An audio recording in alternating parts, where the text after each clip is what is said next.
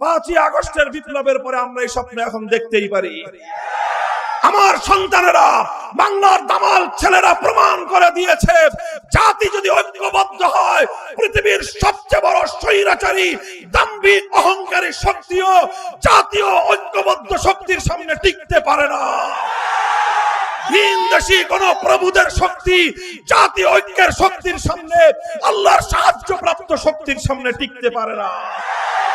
তোমরা ওঠো, দাঁড়াও, আল্লাহর নামে শপথ করো, যেই জমিন থেকে বিপ্লবীরা 1 ঘন্টার ব্যবধানে টেকনাফ থেকে তেতুলিয়ার সমস্ত ভাস্কর্য নামক মূর্তি ভেঙে গুড়িয়ে দিতে পারে, সেই জমিনে ইসলামের বিপ্লব আসবে, সেই জমিনে আল্লাহর কোরআনের বিপ্লব হবে ইনশাআল্লাহ।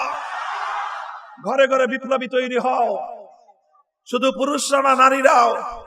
মা বোনদের কাছে উদাত্ত আহ্বান থাকবে, আমাদের এই বিগত আগস্ট বিপ্লবে আমার ক্ষুদ্র বিবেচনায় পুরুষদের চেয়ে মায়েদের ভূমিকা ছিল আরো বেশি কঠিন।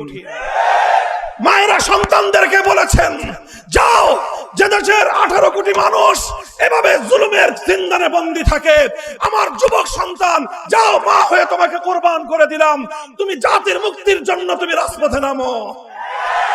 যে মা, যে দেশের, যে জাতির মায়েরা তার সন্তানকে এভাবে সংগ্রামের জন্য পাঠিয়ে দেয়, যে জাতির মায়েরা সন্তানদেরকে বিপ্লবী হওয়ার সবক পড়ায়, সে জাতিকে পৃথিবীর কোন শক্তি দাবায় রাখতে পারে না। সুতরাং আমার মায়েরা তৈরি হন আপনারা। এক সময় ছিল মুসলমানদের মায়েরা তার সন্তানদেরকে বুকের দুধ পান করাতো এই জন্য যে আমার সন্তান একদিন বড় হয়ে আল্লাহর দ্বীনের মুজাহিদ হবে।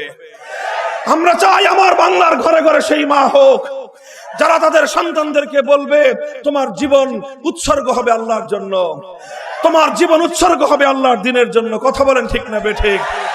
ইনশাআল্লাহ সে বিপ্লব আসবে, তবে সেই বিপ্লবের জন্য আমাদের সকলকে প্রস্তুত হতে হবে, কাজ করতে হবে, মাথার ঘাম পায়ে ফেলে পরিশ্রম করতে হবে, চোখের অশ্রু দিয়ে আল্লাহর কাছে সাহায্য চাইতে হবে।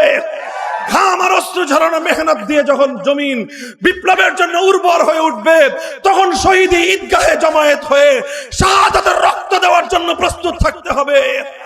2000 আবু সাঈদের রক্তের মাধ্যমে 2000 আবু সাঈদের মুগ্ধদের মতো দামাল সন্তানদের বুকের রক্ত দিয়ে স্বৈরাচারী ফ্যাসিবাদী সরকার উৎখাত হয়েছে।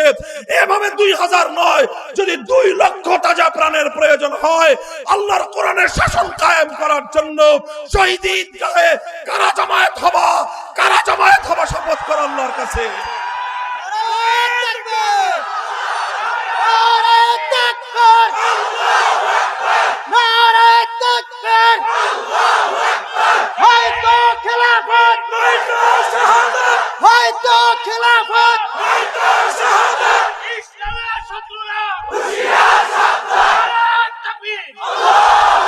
হ্যাঁ, এগুলা কি শুধু কথার কথা, শুধু মুখের মজা, কানের মজা, না হৃদয়ে গাঁথতে হবে? এগুলো শপথ, এগুলো কি অঙ্গীকার? কার সাথে বলেন?